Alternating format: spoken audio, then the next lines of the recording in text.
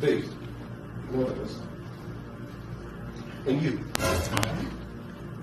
If anything happens to me, my wife, or my house, I'm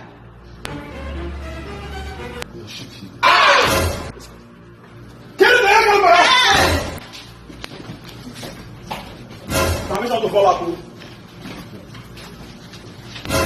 Wait. Turn your head. Get the heck out of my house! See that? It's coming out of the side. Let's go! Show my doctor! Hey, get up.